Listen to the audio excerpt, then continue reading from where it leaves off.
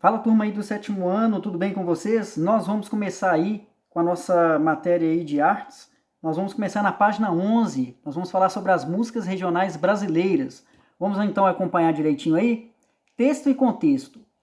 A história da música regional brasileira está entre o sagrado e o profano, bem como entre o rural e o urbano, entre indígenas e africanos. As interações entre essas diversas culturas sintetiza em suas práticas as expressões regionais da música brasileira. As comunidades indígenas ainda mantêm suas próprias tradições musicais vivas, pois o domínio da música e o uso de danças curativas, festivas e bélicas fazem parte da vida social desses povos. Em suas práticas, eles usam uma enorme diversidade de flautas e chocalhos que também carregam o significado cultural da música no ritual. Então, aí está comentando aí que nas comunidades indígenas, né, os índios utilizam muito a música para tudo, para festividades, para danças curativas, para homenagear pessoas que morreram. Então, isso representa a força da música e da dança presente na comunidade indígena. E aí a gente está vendo aí que até a flauta e o chocalho são instrumentos musicais utilizados pelas comunidades indígenas aí. Por exemplo, a cultura dos Suyaf, do Alto Xingu, a música e a fala estão profundamente entrelaçadas. As características de canto não estão apenas na Nigene, que significa canção, mas também na Sangere, invocação espiritual, na Saren, instrução educativa, e na Keperne, na fala. Então aí são termos utilizados nos cantos aí dos índios que vivem no Alto Xingu, né, do Alto Xingu aí, que são características de canto. Então eles colocam esses tipos de cantos aí para dentro das festividades deles, né, dentro para unir a música junto com a dança. Nigere enfatiza mais a criatividade melódica, pois a melodia cantada ocupa um lugar importante em todas essas atividades culturais. Uma vez que a vocalidade é mais do que central em todos os principais aspectos da vida cultural, social e espiritual do Suyá, ela é considerada a própria essência da existência.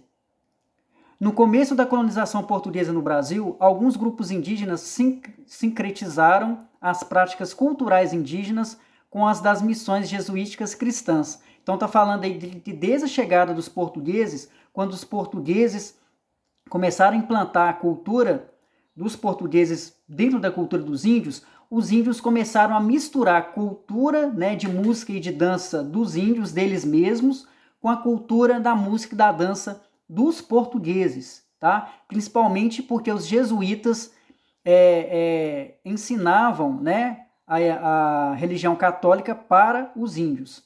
Assim, os tupinambás fundiram o brão, que é um tipo de canto, as canções de trabalho, a educação e a comunicação com as canções cristãs. No Brasil, a tradição portuguesa foi estabelecida com a chegada dos primeiros colonos portugueses. As chamadas capitanias hereditárias, como vimos em História do Brasil, eram estratificadas socialmente, chefiadas pelos ricos proprietários de terras portuguesas, seguidos pelos pobres trabalhadores portugueses e depois pelos trabalhadores indígenas escravizados no fundo, antes da chegada dos escravos africanos.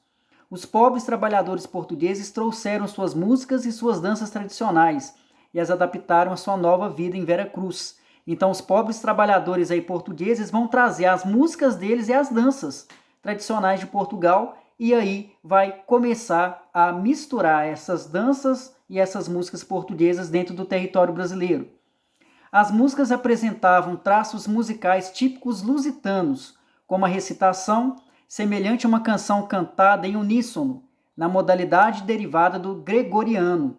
As melodias arqueadas cantadas em duplas, terço, sexto paralelo, em que duas vozes são percebidas como uma, e uma ornamentação vocal elaborada. Então aí está falando aí que as músicas chegavam com traços de músicas típicas de portugueses mesmo, como canto gregoriano, que é um tipo de canto que era adotado muito em igreja, tá? Nesse tipo também de músicas cantadas em duplas, onde duas vozes parecem que estão cantando ao mesmo tempo, é bem bacana também. Elas eram acompanhadas ainda pelo uso de instrumentos de corda, especialmente a viola, que era uma pequena variante de alaúde ibérica. Ela possuía 5 cordas de metal duplas, de vários tamanhos e afinações, e não deve ser confundida com o instrumento clássico ocidental de mesmo nome, tá? Então aí já dá para a gente perceber que a viola é um instrumento muito utilizado dentro da cultura aí dos portugueses. Algumas músicas têm significado cultural e religioso direto. As canções rituais cíclicas, como as canções de colheita, que são cantadas para comemorar uma boa colheita, as canções de velório, que são cantadas para lamentar os mortos e ajudá-los a entrar no céu, e as canções rituais religiosas, como as canções de Natal, para recontar a história, a natividade e celebrar o nascimento de Cristo. Então, tá vendo, gente? Até as músicas têm um sentido cultural e religioso. Então, a gente tem a música cíclica, que é utilizado para canções para época de colheita, né, nas plantações. Nós temos as canções de velório, para homenagear aquela pessoa que morreu. Então, nós temos aí também as canções rituais religiosas, que são canções de Natal, para relembrar alguns fatos marcantes da Bíblia, tá? Outras músicas estavam ligadas ao trabalho. Os aboios, por exemplo, são canções de pastoreio de gado cantadas na roça, como um dueto responsivo para guiar o rebanho nos campos ou uma canção de ninar solista para acalmar o gado. Olha só que interessante. As músicas eram utilizadas também para pastoreio de gado. É um tipo de música cantada na roça que é para deixar o rebanho mais calmo. Olha só que interessante. Outras ainda estavam relacionadas à recreação, como narrativas românticas que expressam versos poéticos tradicionais e desafios musicais, que envolvem 2 cantores competindo na arte de improvisação textual e melódica. Alguém já ouviu falar sobre os repentistas? Os repentistas são 2 músicos ou 2 cantores aí que vão fazendo rimas, né? Vão fazendo rimas, e é até engraçado ver os repentistas que eles têm que ser muito rápido no pensamento para criar o verso dentro da música. Então é bem bacana mesmo. A religiosidade da música se intensificou ainda mais quando as forças coloniais chegaram e fundaram as Irmandades, que reforçaram a influência da Igreja Católica Romana e iniciaram novas tradições musicais católicas, como a Folia de Reis, que já foi estudada. Com as expedições em busca do ouro pelo Brasil adentro, a música litúrgica floresceu, primeiramente em mestiços livres, que combinavam músicas sagradas e artísticas com influências indígenas. Isso levou literalmente a uma era de ouro da música. Então, no período da procura pelo ouro aí nas Minas Gerais, esse tipo de música litúrgica, que é um tipo de música para as igrejas, foi muito forte, tá? Quando a mineração terminou e a indústria do café decolou, essas comunidades voltaram para o Rio de Janeiro e o transformou no novo polo cultural urbano do país. Os compositores desenvolveram novas formas de música popular, como as modinhas, um estilo romântico de serenata. Então as modinhas eram muito utilizados aí, principalmente no Rio de Janeiro, onde grandes cantores e músicos andavam com seus violões, com as suas violas, para fazerem aí essas serenatas chamadas modinhas. O primeiro compositor conhecido foi Domingos Caldas Barbosa, mas foram José Maurício Nunes Garcia e Antônio Carlos Gomes que realmente estabeleceram o gênero. O status desses gêneros populares e artísticos foi consolidado com a chegada do príncipe regente Dom João, que, saído de Portugal devido às ameaças da invasão napoleônica, ofereceu um patrocínio substancial para esses e outros compositores no Império Brasileiro. A sua comitiva também trouxe as mais recentes danças de salão europeias para o Brasil. Incluiu compositores como Francisco Manuel da Silva, que compôs a peça do hino nacional no Brasil. Então, olha só que interessante, o Dom João, pai aí do Dom Pedro I, quando eles chegaram no Rio de Janeiro, o Dom João começou a patrocinar aí os compositores, e começou a patrocinar o Domingos Caldas Barbosa, o José Maurício Nunes Garcia, o Antônio Carlos Gomes, e aí, patrocinando esses músicos, começou a aparecer aqui no Brasil que esses tipos aí, ó, de danças de salão europeias, que não se tinha aqui no Brasil, e começou a ter. Inclusive, dentro desses patrocínios, o Dom João patrocinou Francisco Manuel da Silva, que foi ele que compôs aí, que criou a peça, né, do hino nacional brasileiro. Chiquinha Gonzaga, também uma grande representante da música brasileira, ela superou preconceitos e criou várias composições clássicas baseadas nas danças indígenas. A marchinha de Chiquinha Gonzaga, intitulada O Abre Alas, foi composta em 1899 para a Sociedade Rosa de Ouro para o Carnaval do Rio de Janeiro.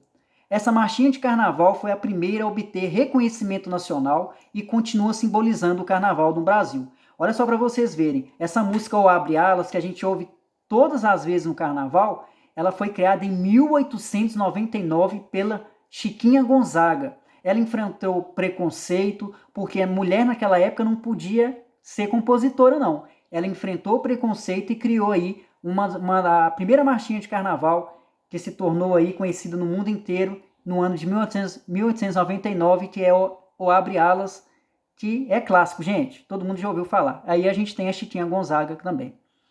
Enquanto toda a música da corte estava confinada nos salões das classes altas da elite, os boêmios da classe média carioca, que tiveram a oportunidade de ouvir as marchinhas, tornaram-as populares. Eles a tocavam em chorões, que era um conjunto de rua que tocavam as canções populares acompanhadas de flautas e variantes do violão, principalmente cavaquinhos, violões pequenos de 4 cordas e violas. Olha só que interessante, essa música da Chiquinha Gonzaga, que era só geralmente ouvida por quem era muito rico na época, os boêmios, que eram os grandes músicos que ficavam vagando pela noite, cantando com seus violões, eles começaram a popularizar essas músicas, essas marchinhas, e quando foi ver, o povo já estava sabendo cantar essas músicas aí de Chiquinha Gonzaga, por exemplo. Eles não apenas levaram essa música para o público, mas também a transformaram, adicionando ritmos rápidos, virtuosismo vocal, instrumental e maior performatividade. Além disso, eles ofereceram instruções musicais para aqueles que não podiam pagar aulas particulares, a fim de que as músicas, eventualmente, pudessem ser tocadas por um grupo mais amplo e mais etnicamente diversificado. Olha só que interessante, esses mesmos boêmios aí, eles começaram a ensinar as pessoas a tocar violão, cantar, a tocar a outros instrumentos, aí, o cavaquinho. Por quê? Porque isso mostraria que as pessoas iriam popularizar ainda mais essas músicas, que eram ouvidas só por gente que era muito rica, mas aí a gente vai perceber que o gosto popular por essas músicas vai aumentar, porque os boêmios aí, eles vão começar a dar aulas de graça para as pessoas aprenderem a tocar viola, violão, cavaquinho e a cantarem também essas músicas mais populares. Tá bom, gente? Então o nosso vídeo vai terminar por aqui e vai ter as instruções aí na postagem para vocês continuarem as atividades da aula de hoje, tá bom? Valeu, gente!